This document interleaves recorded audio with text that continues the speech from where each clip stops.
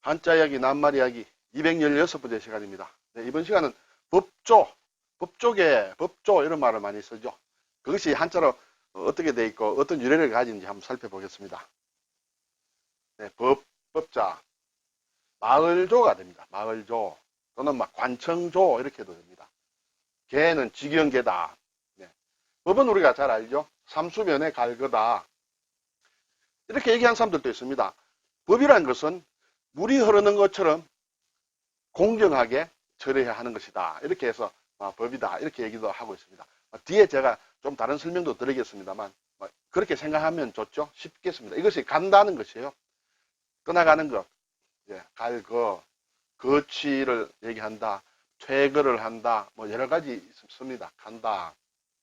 그리고 마을조는 여기에 사실 이것이 좀 핵심적인 말인데 위에 부분은 이런 모양의 글자인데 사실은 옛 글자에 보면 이거 동력동을 두 개를 합친 모양이다.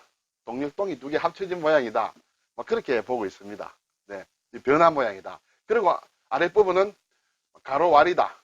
날일자로도 비슷하게 보입니다만 그 자원을 뜯어보면 가로왈이 좀 설명하기 쉽다. 이렇게 볼 수 있습니다. 이것은 무엇이냐 하면 크게 여러 가지 설명이 있습니다만 두 가지로만 설명을 드리겠습니다. 어떤 사람들이 이제 송사를 할 경우에 서로 다툼이 있을 때 동쪽에 두 사람을 세워놓고 앉혀놓고 이렇게 말로 따진다는 것이죠. 원고와 피고를 세워놓고 누가 옳으니 누가 그러니 원고와 피고를 얘기할 수도 있고 또는 심판하는 사람이 동쪽에 두 사람이 있어서 말을 가지고 이렇게 심판을 한다. 심판을 함으로 이렇게 법을 따진다는 그런 법조의 법이 되겠습니다. 그리고 또다시 얘기하면 이 동이라는 것은 동쪽이라는 뜻도 있지만 물건을 산 어떤 토대라고도 할 수 있거든요. 네, 이렇게 물건을 이렇게 어떤 토대로 이렇게 쌌다, 둘러쌌다. 그래서 물건이라는 뜻이 있습니다. 중국말에도 이것이 물건, 동서하면 둥시인가 해서 이게 물건이라고 제가 얘기를 들었습니다만 이것이 물건이다. 그래서 물건을 이렇게 넣어 놓는다는 거죠. 두 개의 어떤 자루에다가 왜 물건을 넣어 놓느냐. 재판에 지게 되면 그 물건을 말하자면 자기가 소송에 대한 대가로 이렇게 준다는 것이죠. 그래서 그 일종의 증거금 비슷하겠죠.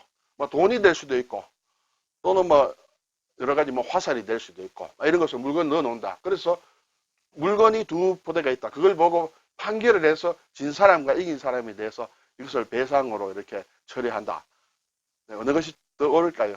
두 개 다 틀릴까요?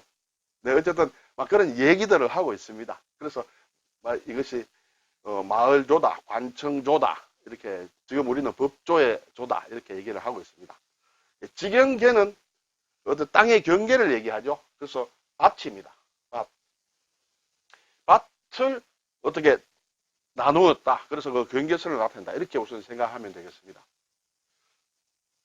자, 그래서 법조라는 것은 우리가 사법 어떤 관련되는 것을 법조라고 합니다. 법조인은 법에 관련된 일을 하는 사람이죠. 그런 사람들을 법조 삼윤이다. 세 개의 바퀴다. 법과 관련된 세 개의 시스템의 바퀴다 하는 것은 판사, 검사, 변호사를 가리켜서 법조 삼윤이라고 한다. 이때 이 법조는 결국 판검사와 변호사와 관련된 것이다. 이렇게 볼 수 있습니다. 그리고 이것은 이제 관청을 뜻하기도 합니다. 그래서 6조가 있죠. 고려시대, 조선시대에는 어떤 정부의 어떤 직제를 6개로 나누어서 2조, 호조, 예조, 병조, 형조, 공조 이래서 그것을 두고 일을 처리한 것이죠. 2조 판서다, 호조 판서다, 예조 판서 각 판서들이 있고 또 밑에 참판이 있고 이렇게 해서 정부 시스템이 되어 있다 할 때 쓰는 것이 6조입니다. 그리고 우리가 이 조자는 우리나라 불교에서 조계사, 조계종이라고 할 때 이 조자를 쓰고 있습니다. 네. 자, 그런데 이제 법에 대해서 아까 앞에서 제가 법이라는 것은 물의 흐름처럼, 물이 흘러가는 것처럼 이렇게 공평해야 된다. 이렇게 얘기를 했습니다만 원래 글자를 보면 이 글자가 법을 뜻하는 글자예요. 상당히 복잡하죠. 복잡하지만 일단 한번 뜯어볼까요? 삼수가 있습니다. 법에도 삼수가 있죠. 법제에도 삼수가 있습니다. 그리고 아래에는 갈거가 있습니다. 간다는 것. 아래 오른쪽 위에 있는 것이 이제 생략이 되고 아랫부분이 좀 위로 올라와서 이렇게 법이 되었습니다. 그럼 이것은 뭐냐? 이것이 이제 치라는 거죠. 혜택 또는 외뿔량을 가리키는 글자예요. 혜택을 가리키는 글자입니다. 이것이 이제 이 그림이 우리가 혜택이라고 볼 수 있는데 우리 경복궁 앞이라든지 또는 국회의사당 앞이라든지 이런 혜택상이 있습니다. 여기는 뿔이 하나 있는 외뿔이 난 어떤 짐승이다. 좀 신적인 존재다.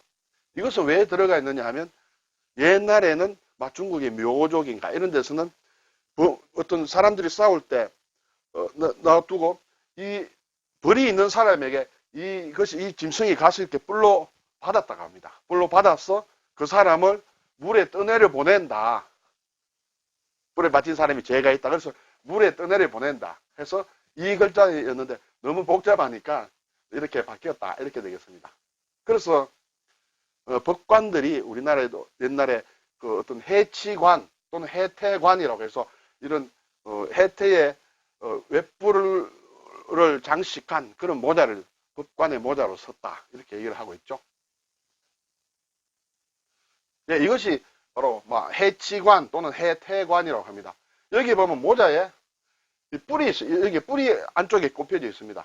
이쪽에 이 속으로 이렇게 상투 쪽을 이렇게 동여 매는데 찔러 넣은 것입니다. 이것이 이제 해태관, 해치관. 이것은 법관들이 하는 판관, 심판하는 사람들이 쓰는 모자였다. 이렇게 되겠습니다.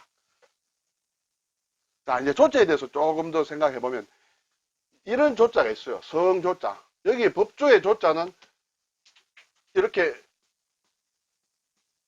가로로 이렇게 선이 두 개가 있습니다. 근데 이것은 하나만 있는 것이 있어요. 이것은 성으로 쓰는 그런 글자입니다. 우리나라에서 성시로 쓰는 창녕조시라든지 아주 또 다른 데도 아마 있겠죠. 그런 조시들이 이 성을 쓴다. 획이 하나 줄었다. 그런데 중국에서는 이 조자를 가지고 성어로 씁니다. 우리나라에는 하나로 쓰고 중국은 두 개를 쓴다. 제가 조시에 대해서 한번 좀 찾아봤어요. 창녕조시 관련된 부분은 조식이다. 조선시대에 아주 유명한 학자죠. 조만식 선생, 조봉암, 조훈현, 우리 기사 있죠. 조수미 씨, 국악하시는 조상현 씨 다 이렇게 창녕조시더라고요. 그리고 이 나라 조자를 쓰는 성시도 있거든요. 많죠. 굉장히 많아요. 한양이다, 풍양이다 굉장히 많이 있습니다. 이분들을 보니까 조광조, 조병옥, 조지훈 시인, 조명화 시인, 조치훈 씨, 이분도 아주 일본에서 대활약하고 있는 프로 기사죠. 또 조순 예전에 서울시장도 하신 분인데, 제가 왜 이것을 가지고 왔느냐 하면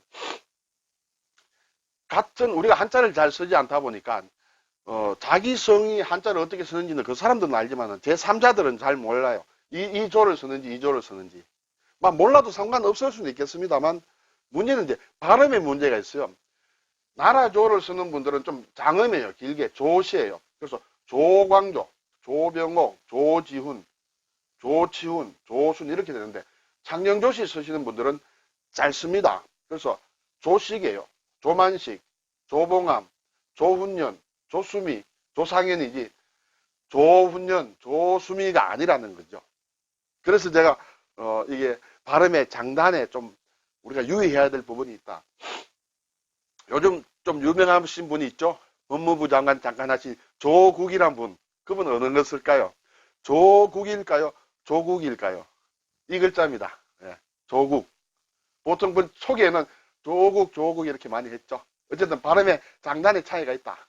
그렇게 해서 제가 한번 법조를 다루면서 한번 가져와 봤습니다. 네, 감사합니다.